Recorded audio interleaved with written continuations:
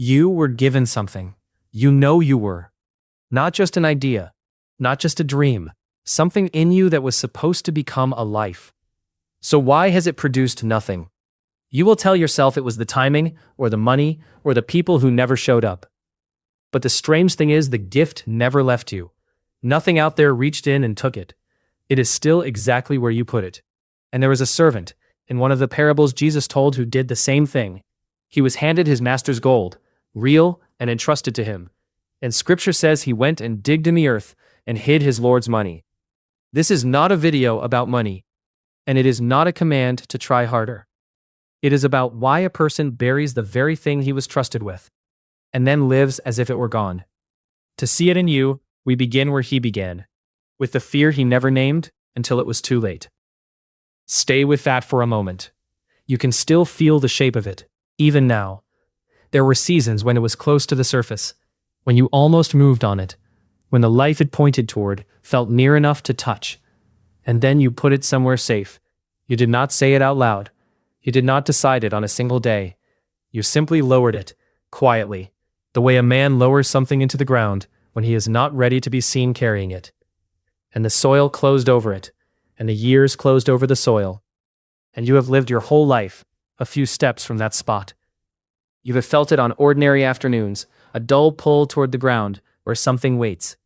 You have called it restlessness, discontent, the strange sense that a life which looks fine can still feel quietly unlived. That pull has a cause, and it is not a mystery.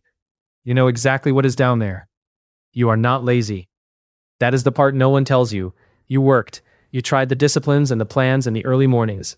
You prayed about it, but the gift stayed buried under all of it, untouched, while the rest of your life moved on without it. And here is the quiet ache underneath all of it. It is not that the gift is gone. It is that you have never once let it live. So the real question is not whether you still have it. It is how something you were trusted with ended up in the dark, and why you keep leaving it there. For a long time, you have explained it outward. The market, the timing, the door that never opened, the person who never arrived. And some of that was even true. But the outer story cannot explain the one fact that matters. Nothing out there took the gift from you. So whatever happened to it did not happen in the world. It happened in here, in the unseen room where the visible life is decided. The gift did not fall through the floor of that room. Someone lowered it on purpose and pressed the earth flat on top. So the door you keep trying to force is not the front of your circumstances. It is a door inside you. And to understand why a man would bury his own gold, we go where scripture takes us next. Jesus told a story about a man who went on a long journey. Before he left, he called his servants and handed each of them part of his own wealth.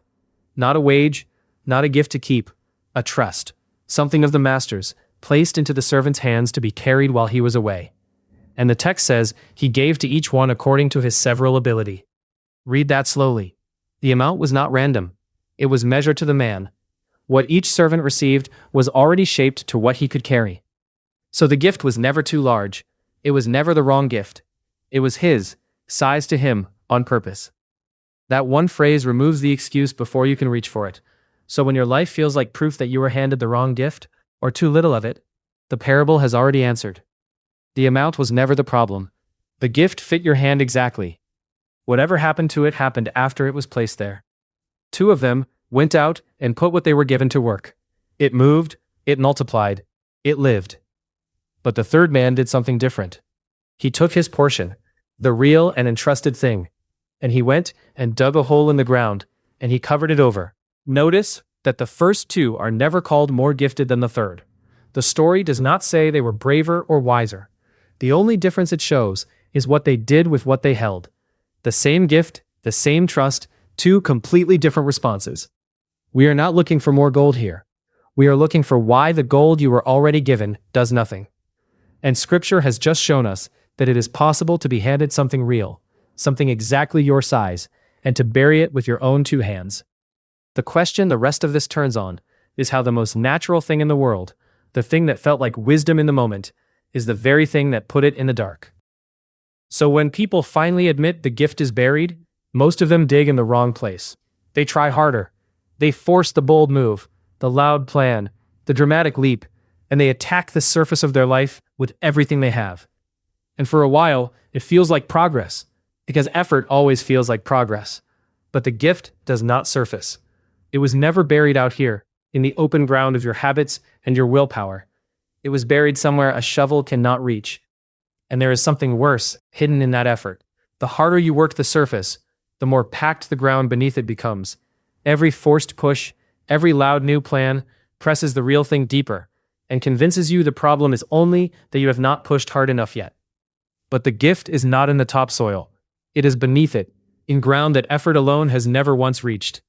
If something here is reaching you, and you want to keep walking through these inner doors as they open, you can subscribe and walk the rest of them with us. That is all. No noise. Then stay close, because we are about to go further in. Because the man did not bury his gold with his hands first. His hands were last. Something moved in him before he ever picked up the spade, something that felt completely reasonable in the moment. That is the place we have to dig. Not the ground out here, the ground in there. So what was it that actually put it under? You already heard the word in the first breath of this, fear. But fear is not loud when it buries something. That is the part that fooled the servant, and it is the part that fools you. It comes dressed as wisdom. Watch how it works. The moment you are handed something that could become a life, a quiet voice inside calculates the risk. What if you try and it fails? What if you are seen and judged? And so, to protect the gift, you decide to keep it where nothing can happen to it. You bury it, and you call that being careful. You call it being realistic. You call it not getting your hopes up. And the cruelest part is how reasonable it stays. Fear does not ask you to bury the gift once. It asks you again every season, in a calm and sensible voice. Not yet. Not until you are ready. Not until it is safe. Not until you have more time, more proof, more permission. Each delay sounds like maturity, and the years pass and the ground stays packed, and the voice that kept talking you out of it never once sounded like fear. That is the mechanism. Fear does not steal the gift. It convinces you to hide it yourself, and to feel responsible while you do it. The man in the parable did not lose his master's gold to a thief. He lowered it into the earth with his own hands, because the safest thing he could imagine was a gift that could never be lost. And a gift that can never be lost is also a gift that can never grow. So the reason your life looks the way it does is not that you were given too little. It is that fear taught you to treat a living thing like something to be sealed away in the dark. Which leaves one question hanging over the whole story. If you buried it that carefully, that long ago, under that much fear, is it still down there at all? Or did keeping it safe quietly destroy it? Now, hear the most honest line in the whole parable. The master comes home. He calls his servants to give an account. And when he reaches the one who buried his portion, the man does not blame the market, or the timing, or the people who never showed up. He tells the truth. He says, "I was afraid, and went and hid thy talent in the earth." There it is, named by the man himself. And the reason he gives is the reason underneath your own buried life. I was afraid. Remember, this was never about getting more than you were given. It was always about what fear did to what was already yours. And notice what the fear cost him, because it is the quietest tragedy in the whole story. It was not that he did something terrible with the gift. He did nothing with it at all. He kept it perfectly safe and perfectly useless. When the reckoning comes, he has nothing to show. Not because he wasted it, but because he protected it into uselessness. The sorrow here is not a crime, and it is not a verdict on him. It is only a life handed back exactly as it was given. Untouched, unlived. And you may want to call it realism, not fear. But prudence guards what it believes is fragile or doomed. And the servant believed he was being responsible too. The real question was never whether you had reasons. It is what those reasons were quietly protecting you from. And notice who named it. Not the voice in this telling. The man himself. He does not say it was bad timing. He says he was afraid. Which brings us to the thing the whole story has been moving toward from the first word. The servant believed that by burying it, he had at least kept it. He thought a hidden gift was a saved gift. And the master is about to show him, and you, that he had it exactly backward. Here is what the servant could not see, while he patted the earth flat. The ground never took his gold. Not one coin of it dissolved in the dark. Fear had told him that hiding it and keeping it were the same thing. And fear was lying. It sat there, whole, the entire time. And that is what fear gets backward in all of us. A buried gift is not a lost gift. It is a hidden one. The thing you lowered into the dark years ago and have grieved ever since, as though it were gone, never went anywhere at all. The empty place in your life was never proof that the gift was missing. It was proof that it was buried. Those are not the same. One means you have nothing. The other means what you were given is still there, only buried. One quiet decision from the light. You were never as empty as you believed. You were buried. So here, at the very end, there is no program. There are no steps to perform and nothing to prove tonight. There is one quiet thing, and you can do it sitting exactly where you are. Because there is one gift you know you buried. You felt it named the moment this began, and you do not need anyone to tell you what it is. You have walked past that patch of ground for years, knowing what is under it, and kept the soil pressed flat, because the fear felt safer than the risk. The servant said it plainly. I was afraid, and went and hid thy talent in the earth. You have said the same thing, without words, for a long time. So before you go, do this. Gently. Name the thing you buried, not out loud unless you want to, just let it have a name again. Then name the fear that made burying it feel like wisdom, the particular one, the fear that called itself caution. And then sit with a single sentence, and let it be true. It was not lost. I buried it.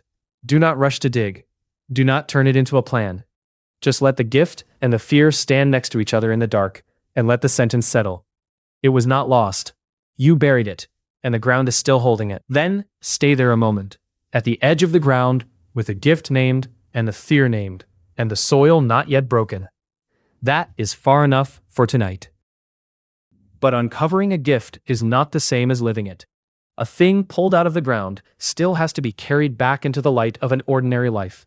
And fear has one more place it likes to wait. There is another door past this one, and a different kind of buried thing behind it. That is the next room we walk into. When you are ready, meet me at that door.